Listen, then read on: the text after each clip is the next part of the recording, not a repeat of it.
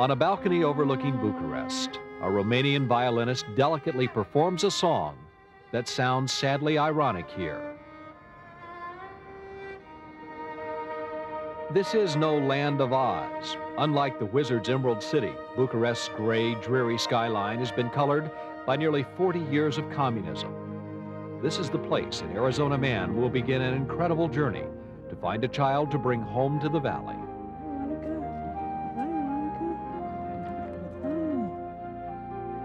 Like the story so many of us grew up with, this is the story of a little girl's long, perilous trek to a land she's never seen before. Yes, what a big smile. I'm Cameron Harper. Tonight, we'll take you down a road paved not with yellow bricks, but with the faces of Romania's children, left to survive in institutions where love and attention are given sparingly. These are the children who've never been able to say, "There's no place like home." These are the children of the Cradle.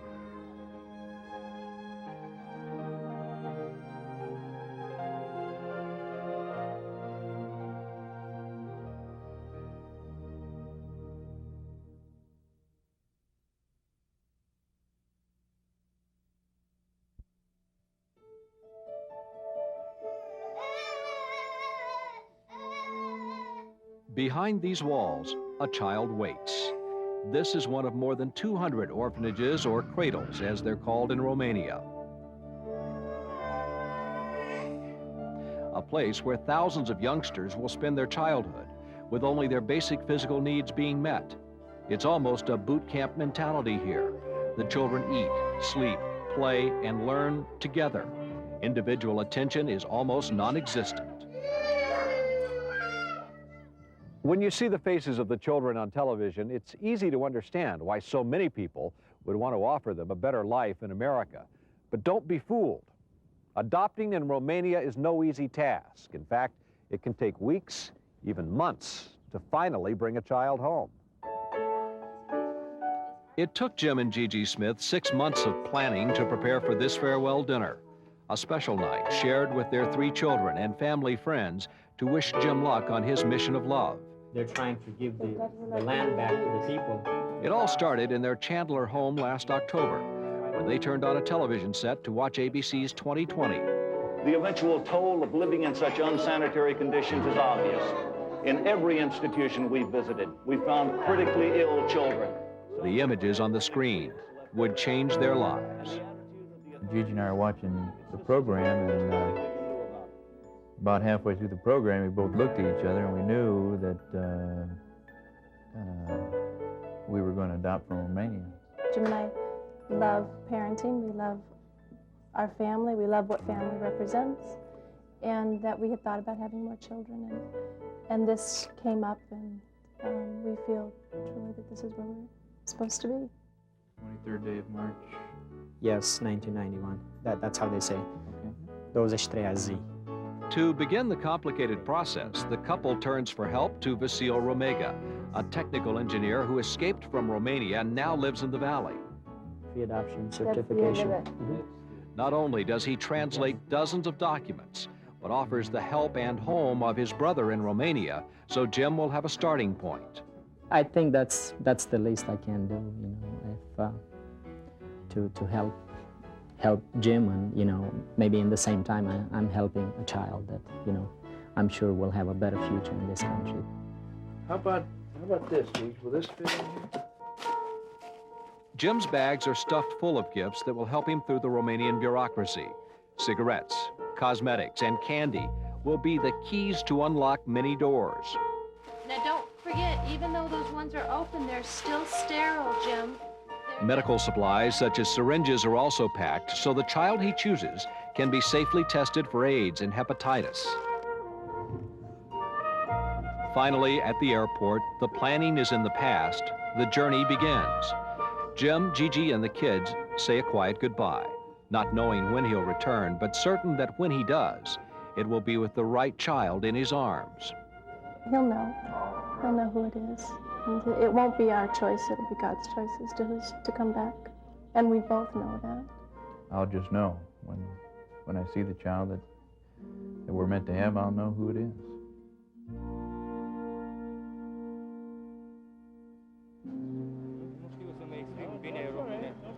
The harsh realities of Romania are apparent the moment Jim arrives. The culture shock is jolting. The combination of gray skies and colorless buildings adds to the bleakness. Almost everything here is in short supply. Store windows offer few choices. Along the highway, we count 200 cars waiting in line all day for a single tank of gas.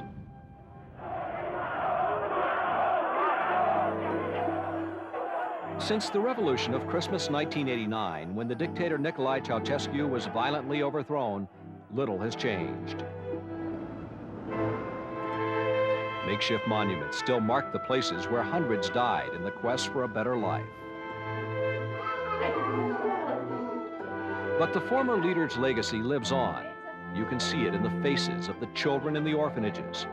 Couples here were forced to have large families in an effort to build a nation of 30 million people by the end of the century. The plan backfired, and in this poverty-torn nation, families couldn't afford to keep their own children. Leaving Bucharest by train, Jim's journey continues. His destination, the industrial city of Suceava, 400 miles to the northeast, not far from the Soviet border. Grubby. Hurry? That's good. I'll need to know that. The 7-hour trip gives him a chance to begin learning the language. Suceava will be the center of Jim's search for a child. There he meets his host, Nicolae Romega, the brother of his Arizona translator. Besides providing Jim with a place to stay, Nicolae proves to be a tireless worker who knows how to work the system and the people in it. Teamed with Lucu Manu, an English-speaking Romanian doctor, talk of a child begins immediately. How does Nicolae know that the child is adoptable? Nicolae tells Jim he's already located a child whose mother may be willing to give her up. There's a blue-eyed, blonde girl, 1 year, 8 months old, in the dormitory, which really is, looks almost like a weekly care center. Within hours of his arrival, Jim is on his way to meet a little girl who may become his daughter. Things are just coming together a little too easy with all of the horror stories that you hear about. Outside the dormitory, Jim waits for Nicolae to secure permission to get inside. I just very quickly thought about being back home with this particular child. I haven't even seen her yet. I already have plans, you know. Finally, he's allowed inside. Can I hold her?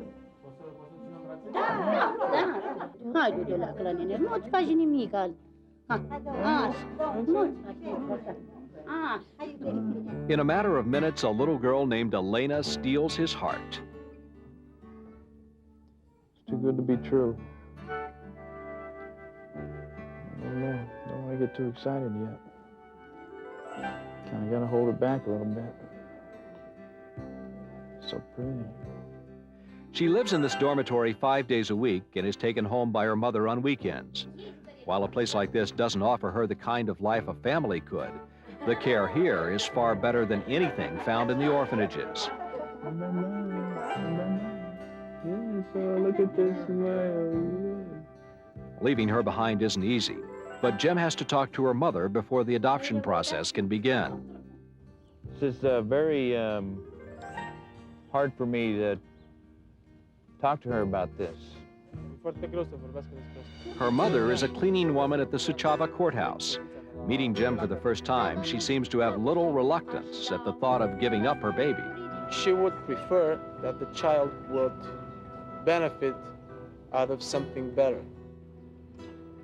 I don't understand because it just isn't in my chemistry.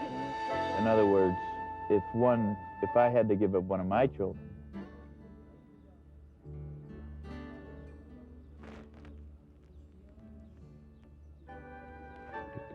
I couldn't do that. It's a cultural difference that's hard for many Americans to understand, why any mother would so readily give up her child. But in a society that is so poor, that has suffered years of oppression, the bottom line for some people is that money comes first. And some mothers rationalize their child will have a better opportunity in the United States, and they will live better here. Later that afternoon, Elena's mother retrieves her from the dormitory and brings her to Nikolai's apartment to meet with the prospective father. She would very much appreciate if you would keep in touch with her, send her some pictures of the baby growing up. At first, the meeting goes smoothly, but as they talk, Jim realizes she's unsure of her decision. Is she, the mama, settled this in her own mind that this is what she wants to do? Adică se începe un proces de adoptare. Și să le spun și lor, știți, că ei nu știu. Okay, so she is not 100% decided to do that. I think that she should really give this some serious thought. I don't feel that this is the best thing for the child. The mother says she'll give him an answer in a couple of days. But as she leaves with Elena, Jim knows in his heart this will be the last time he will see this little girl. Bye-bye. Bye-bye. Jim now knows he has no choice. He will have to find a way to get into this orphanage where, behind these walls, a child waits.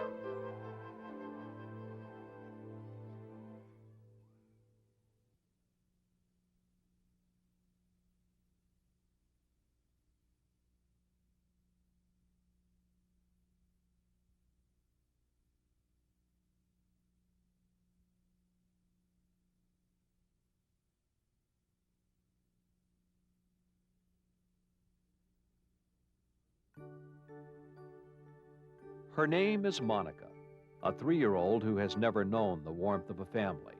For 2.5 years of her life, she's been kept behind these walls. She is one of the children of the cradle.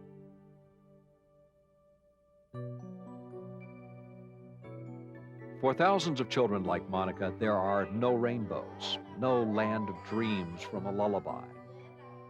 Instead, these toddlers quietly, methodically rock themselves. It's one of the few ways they have to cope with their surroundings. They ache for attention. Walk into any room of this orphanage and you'll see them reach out to you, wanting to be held.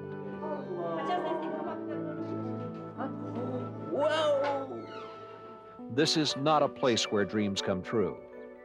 This is a place where they die.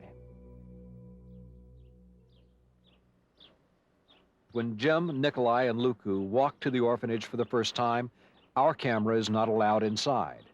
It takes almost an hour of negotiation with the Cradle's director before Jim is able to see any of the children.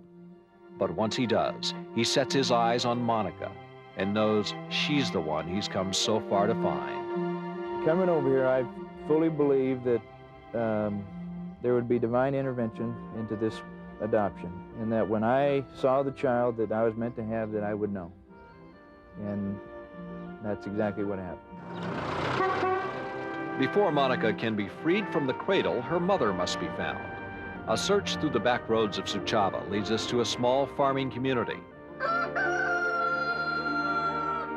It's here Jim meets the entire family. Mr. Jim, Grandparents, Eureka?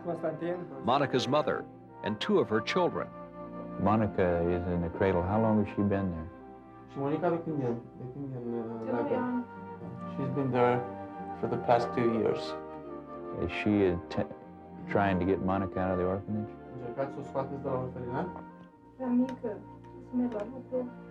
has to go to work, and she has not the money and the time to take care of her, so she doesn't intend to get her out of the cradle. She thinks it's better for her to be adopted than to live in the cradle. With the mother's permission secured, the search begins for the father. The couple is separated, not divorced, so he must agree as well. After questioning people along the way, we find Monica's father in yet another village. He is unemployed, an alcoholic, and living with another woman. Monica is just one more burden. He's giving her up from his heart. Very good, very good. That's good.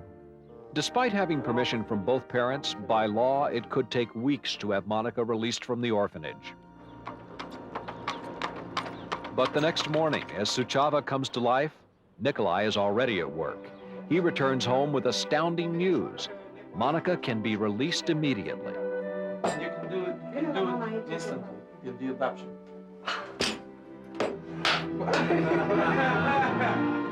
A day ago, he was saying it would take a month to do this, and he did it in a couple hours this morning. Within an hour, Jim is anxiously waiting outside of the cradle. Months of prayers are about to be answered.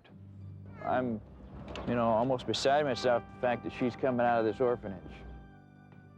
Nikolai and Monica's mother slowly walk the little girl out of one world and into another. Nervous?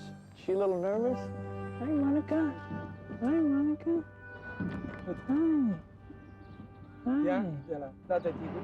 You wish you could do it for all the children. It's a very, very sad situation. Knowing that that's their life. They're just going to go from orphanage to orphanage, and that's it. That's no longer the case for Monica. Her mother kisses her goodbye. I don't know if she's ever been in a car before.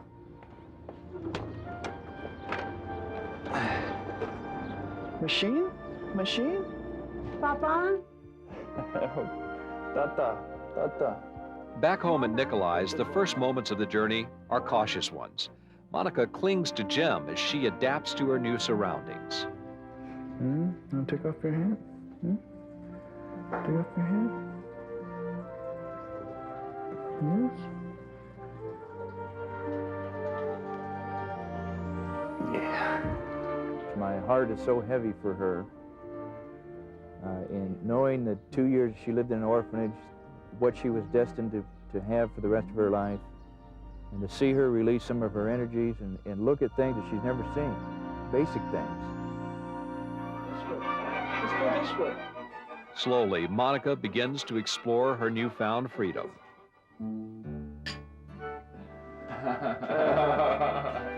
There are friends to make, discoveries to enjoy.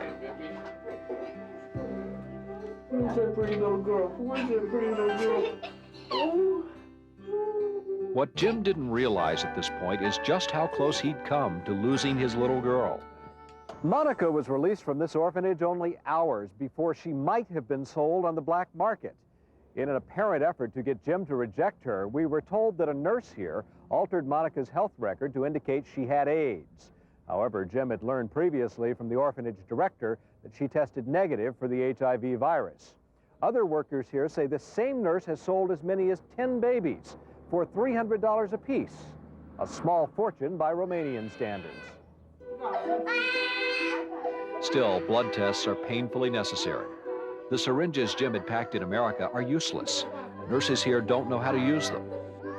Instead, a large needle attached to a tube is inserted in her hand, then drop by agonizing drop, her blood fills a small vial. When the results are in, Monica tests negative for AIDS, a disease that could have legally stopped Jim from bringing her home. So you'll make your appearance and wait for your decree? The courthouse in Suceava is where the legal process starts. Inside, the building is crowded with parents like Jim, anxiously waiting with their new children, hoping their adoption will be approved. Gigi and I had prepared for 6 months to be ready for this date, this court date. Secretaries type up documents that state Monica's parents legally approve of the adoption. Okay. Usual signature. On each one of these? Finally, all of the papers are signed, and the court gives the okay. I left thinking it was complete, and I turned to the translator and I said, okay, what happened? And she told me, you were awarded the decision.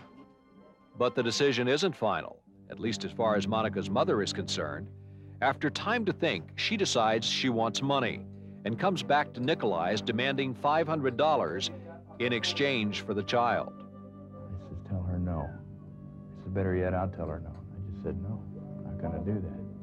We're not gonna buy children. I'm not there to buy children. It's just not gonna happen. In an effort to keep her, Jim and Monica are forced into hiding in one of the thousands of apartments that line the streets of Suceava. 2 days later, he slips out of Suceava to the American Embassy in Bucharest, the final stop before heading home. After 22 days in Romania, the long walk up the terminal of Sky Harbor Airport is a triumphant one.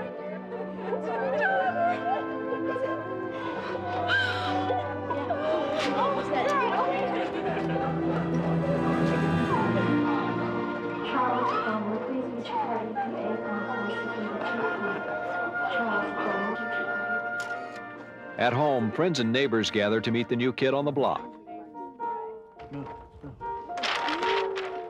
But even in the midst of celebrating their homecoming, Jim can't help but remember those he left behind.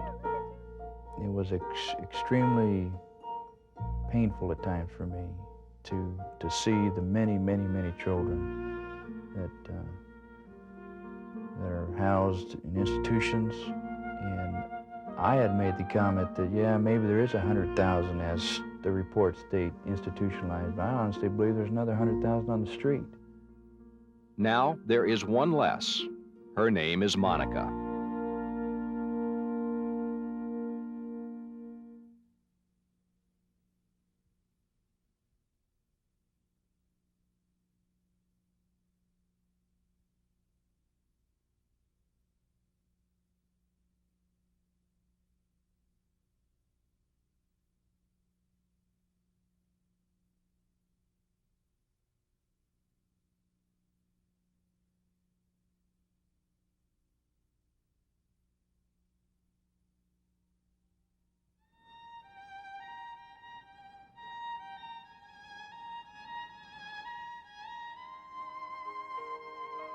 On a balcony overlooking Bucharest, a Romanian violinist plays a song of hope for the children of the Cradle.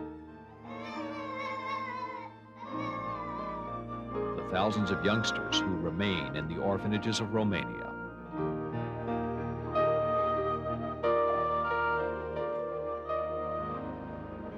No, it isn't Oz. But along the road, there are those who make the journey possible, sharing their knowledge, showing their heart, lending their courage. Also, one little girl could come home to a place where dreams sometimes do come true.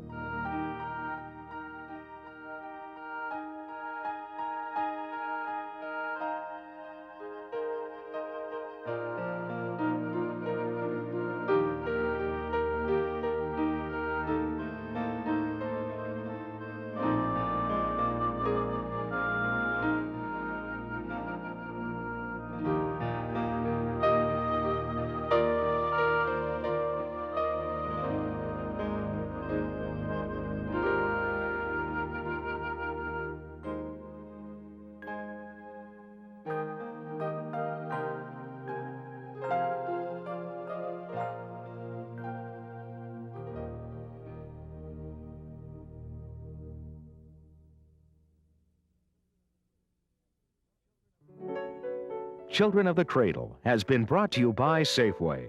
Whatever it takes to give you the very best.